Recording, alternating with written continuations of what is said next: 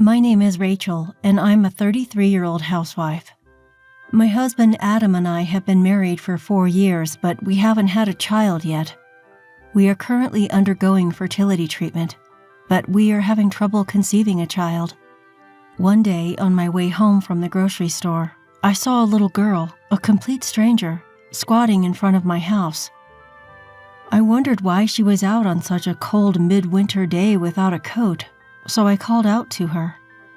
I said, "Hello, are you waiting for someone?" "Well," "Can you say your name?" "Selena." "Your name is Selena. Okay. Where's Mommy?" "Mommy, she went somewhere." "I see. Are you lost? Can you say Mommy's name?" "Mary." "Mary, you mean..." "Mommy told me to give you this." Selena held out a piece of paper to me. I opened the letter with a trembling hand and found only the words, "Take care of this child for a while." "No way, are you Mary's daughter?" Apparently, the sender of this letter, Mary, is my older sister. Mary left home when she was 20 years old and never returned to our house. It's been like 17 years or something. Since she was a teenager, she repeatedly ran away from home, got in bad situations with men, caused financial trouble, caused us a lot of trouble. My parents and I were worried about her life, but we had no idea she'd had a child. "What time did your mom say she would pick you up?" "I don't know. Mommy always plays with men who I don't know and doesn't come home until morning." "What? Really? Okay then, where's your father?" "I don't have a daddy." "You don't have a daddy?" "Mommy told me to stay at this house for a while because you're her sister." "I see." I took her hand and led her into the house, for the time being. She was really cold and shivering. I wonder how long she had been outside. Mary was always a selfish sister with no sense of responsibility, but I never thought she would do this to her own child. I wanted to have a child, but I couldn't. I felt a surge of anger toward Mary. Pushing these feelings aside, I turned on the stove and wrapped Selena in a warm blanket. "Selena, are you hungry?" "I'm hungry. I haven't eaten anything since yesterday." "You haven't eaten anything?" "I'll bring you some food right now, just a second." I heated up the pumpkin soup I made yesterday and fed it to Selena right away. It was the first time she had ever drunk pumpkin soup, and she drank a lot of it, and it seemed like she really liked it. "Delicious! This is delicious!" "Really? I'm so happy. Have as much as you want." Selena told me it was delicious to the point of overdoing it, and I felt sad when I saw her expression. I am sure that Selena was going a little over the top about how good it tasted. It seems like she wanted to make me feel good. I wondered what kind of life she usually had. I felt it was too much to ask Selena, so for now, I decided to cook her delicious food until she was full. I fed her fried chicken, an omelet, and rice, and she ate them all, saying they were delicious and tasty. Selena seemed to be completely full, so I suggested that we take a bath. It seemed that she hadn't had a bath for a few days, and her hair was greasy. "Selena, how about a bath?" "A bath?" When I said that, Selena's face seemed to tense up for a moment. "You don't like taking a bath?" No, I don't mind." "Are you sure? Then I'll get you something to wear as pajamas." I hurried to the bedroom to pick out some smaller clothes and went back to the living room. But when I entered the living room, for some reason, Selena was not there. I heard water running in the kitchen, so I peeked in and saw that Selena stuck her head in the kitchen sink to wash her hair. "What are you doing? That water is so cold." "What? You'll catch a cold." "I'm sorry." "You don't have to apologize." "Oh, you're so cold." I wrapped Selena in a blanket and took her to the bathroom. She was so surprised and wide-eyed. "That's amazing!" "What?" "It's just like the house I saw on TV." The house where Selena lived apparently did not have a bathroom. Seemed like Mary had made Selena wash herself with cold tap water from the kitchen because she thought warm water would be a waste of gas money. Tried to hold back my tears as I undressed Selena and gently placed her in the bathtub. "It's so warm. Are baths always this warm?" "Wow." "It's nice, huh? From now on, you can take a bath every day." "Really? I'm so happy."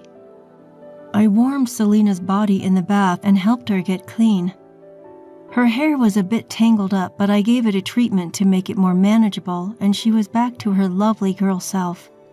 I dressed her in my loungewear, and while we were relaxing on the couch in the living room, Adam came home. "I'm home." "Welcome back." "This must be the girl you told me about." "I'm sorry." When Selena saw Adam, she shrank back as if frightened. "It's fine. This man is my husband. He's a kind man, so you don't need to be afraid of him." I explained the situation to Adam again. "What the hell? That's unforgivable. Can we keep her at our place for a while?" "Of course. How could she do that to such a small child?" Adam and I finished talking and returned to Selena, who was curled up in the living room. And I started talking to Selena. "Selena, like I mentioned earlier, this man is my husband, Adam. Please call me Uncle Adam." "Good evening. The three of us will be living in this house for a while. Is that okay with you?" Is it okay if I stay here?" "Of course. And after we get settled, you'll go to elementary school." "I've never been to school."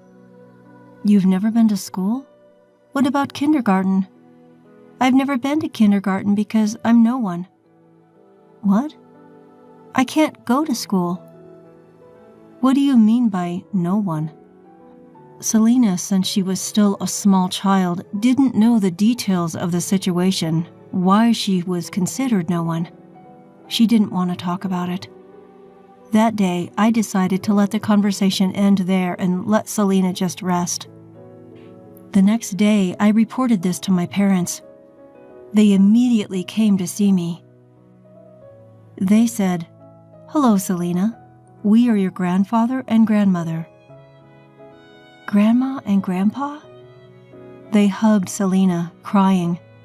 She was puzzled, but she seemed to be happy. It was as if she did not know that she had grandparents. After that, I asked my parents to watch Selena and went to City Hall to obtain Mary's family register. When I checked, I found that Mary was unmarried and there was no mention of any children. It seems that Selena's birth has never been registered. She was a non-existent child who never received an enrollment notice for elementary school. So that's what Selena meant when she said she was no one. After that, I consulted with several people, including the Child Consultation Center and the municipal office. After various discussions and much support, Selena's family register was finally created. "Selena, you can go to elementary school now. I'm so happy for you." "Thank you." By that time, it had already been more than a month since Selena came to our home, but she hasn't opened up to us much. She always seemed to be skittish every time Adam or I moved. And not only that, whenever she made a mistake, she would apologize to an unusual degree, curl her body up and cover her head. Mary must have done something painful to her in the past. Selena can't forget that experience. "Selena, you don't have to apologize so much. Uncle Adam and I will never get mad at you, and we won't hit you, ever." "Really? Promise?" "Of course, I promise." After that, Selena's timidity didn't change, but as time went by, she gradually became more talkative and even smiled more. Then one day, Selena blurted out, "I wonder when she will come for me." Hearing those words, I felt sad. Even though Mary treated her so badly, she still wanted her mom. Since Selena's arrival, every day has been a joyous time for me. We wanted so much to have children and treated Selena like our very own daughter. We wanted her to live here with us for a long time. The day after this happened, Selena received an invitation to enter elementary school. I was relieved that I would finally be able to give Selena the same school life as other children. Now that that's decided, we need to get her ready to go to school. We need to buy a school bag, stationery, and lots of clothes. What? Selena, let's go shopping today for new clothes and stuff. I can get new clothes? I've already got some clothes. It's okay. This isn't enough. If you go to elementary school, you'll need more comfortable clothes. Then I'll accompany you as the luggage carrier. Selena and Adam and I went to the shopping mall and got her everything she needed for school. I was having so much fun preparing for the school entrance that I ended up buying a lot of clothes, stationery, etc. The three of us were laughing and saying that we had bought too many things as we headed home. Then, to my surprise, I saw Mary standing in front of our house. Mom? Sis? Oh, welcome home. It's not welcome home. What the hell were you thinking? How dare you come here? Hey, calm down. Don't yell at me, it's just pathetic. Who do you think you're blaming for all of this? First, you need to apologize to Selena. Oh, Selena. Mary only took one look at Selena but didn't even make eye contact with her. What are you trying to do? Well, we can't just stand here talking, so let me in the house. I'll do it even if you don't tell me. Let's go, Selena. Anyway, I decided to let Mary in and ask her what was going on. Is this guy your husband? He's a nice guy. Nice to meet you. I'm Adam. I don't know how to say this at our first meeting, but you are an unfit parent to treat your child like that.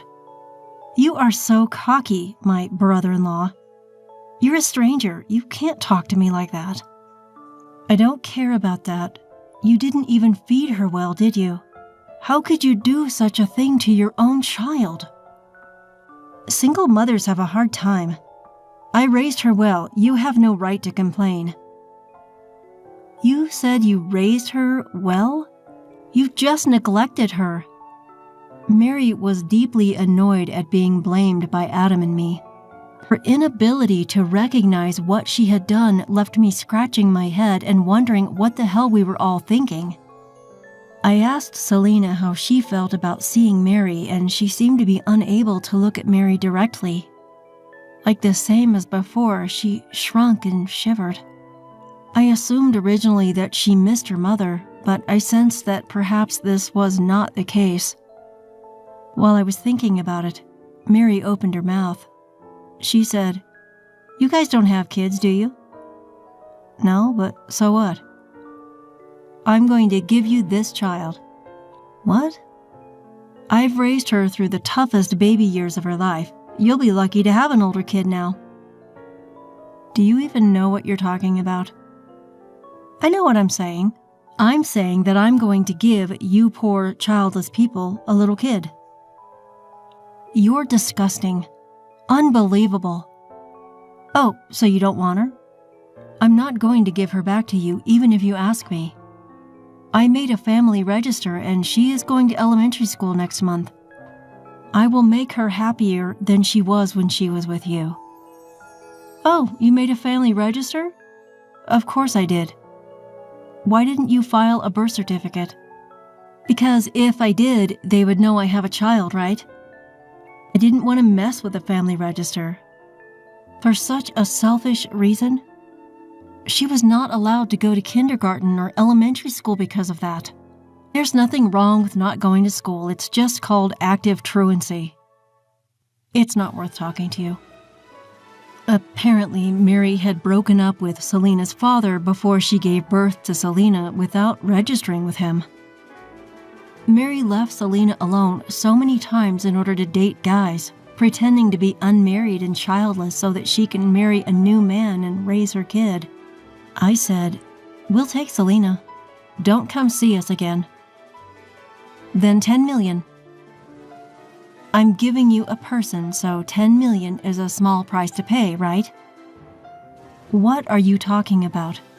You're going to sell your daughter for money?" "Of course I'm going to sell her for money. I'm not going to pay you. Selena is a human being." When I refused, Mary said she would take Selena home with her. She said, "Then I'll take Selena with me, lock her up in the house again, and have her wash her body with cold tap water." "I won't let you do that." "Okay, 10 million. "Okay, well, I can't get it for you today, so you'll have to come back later to pick it up, and I'll keep her here until then." "Well, that's okay. I don't want to be bothered with her anyway." I had no intention of paying, but I lied quickly to keep Selena from being taken away. Mary might come back to take Selena again. From that day on, Adam and I thought about what we could do, and before taking action, we decided to check Selena's feelings. "Selena, do you want to go back to your mommy?" "I don't want to go back. Mom scares me. She always bumps into me and says all kinds of mean things. I don't want to go back." "I see. The other day you said you wondered when your mother would come for you, so..." "That's because I thought that if Mommy came, I'd have to go back to that house. I wanted to stay here forever." "I understand. Then I'll do my best for you to live with us from now on." Having confirmed Selena's feelings, we decided to first investigate Mary's background with an investigative firm that Adam knew. It was then we found out that Mary was now engaged to an elite lawyer. We came up with a plan and began working behind the scenes to keep Mary from finding out. A week later, when everything was ready, we lied to Mary and told her that we had the money and we were ready to meet. On the day of the meeting, I invited Mary to my house. I asked my parents to come and take care of Selena during the meeting. She asked me, "Do you have the money ready?" "I won't give you Selena, and I won't pay you either." "What? I came all the way here because you said you had the money ready. Now give me the money." Do you have any idea how heartbroken Selena is? And then you end up selling her for money? Unbelievable. How I raise my kid is none of your business. Children grow up even if they are left alone. You just don't understand because you don't have kids. You didn't tell your boyfriend that you have a child, did you? Of course not. He's an elite lawyer and we're getting married next year so we can live happily ever after. Don't bother us, okay? What would he think if he knew what you just said? What? Then Mary's boyfriend, the elite lawyer, opened the door and walked in. He said, "Don't tell me what you just said is true. Did you lie to me?" "What's going on? Why are you here?" "You said you were unmarried and childless." "I've never been married. I just happened to have a child by mistake." By mistake? What a horrible woman. Unbelievable. Don't say that. I was almost married to you without knowing you cheated on me. Of course, I'm breaking off the engagement. You cheated me, so you'll have to pay me alimony. Broken engagement? Alimony? Wait a minute, please, don't leave me. Shut up. I can't marry a woman who treats her child like that. I don't even want to see your face. Why are you... Rachel, you brought him here. Why did you do this to me? Because I knew I couldn't do it the regular way. I'm going to talk to a lawyer here about Selena's case. I was skeptical until I actually heard what you said, so I came here today. But I had no idea she was this much of a scumbag. From now on, I will represent Rachel and her family thoroughly. You're going to regret making an enemy of a lawyer. Oh, no, please, forgive me. Soon, a police officer arrived at our house. In fact, I had asked for an investigation for abandonment of a child by a person responsible for her protection. They had secretly recorded our conversation the last time, and this time when Mary came to our house. I also informed them that Mary would be here today. Mary was taken away by the police and arrested for abandonment of a child under protective custody. She was to live behind bars for a while. After that, it took a long time and was quite difficult, but after going through various processes, Selena was allowed to live with us. The lawyer, as he declared, demanded compensation from Mary for breaking off the engagement. Mary didn't stand a chance and was thoroughly beaten down. After her release from prison, Mary lost both her boyfriend and Selena. And because she had to work so hard to pay the alimony, she lost her good looks and gradually stopped attracting men. The other day, she stormed into our house, crying and demanding Selena back. "She's my baby. Give her back." "What are you talking about now? She's ours. I won't give her back to you. You're not her guardian anymore." "No, not Mommy. Uncle and Auntie are Mommy and Daddy. I'm here." "No, why? I am your mommy, okay?" Mary had been rejected by Selena as well, and walked away dazedly as if in despair. I'm not going to let her get Selena back. For the rest of her life, I want Mary to reflect on what she did to Selena and live alone and lonely. Meanwhile, Adam and I have stopped our painful infertility treatment, and now the three of us are spending our days together with lots of laughter. I am grateful for the happy time Selena has given us, and I hope to spend the rest of my life giving her all the love I can.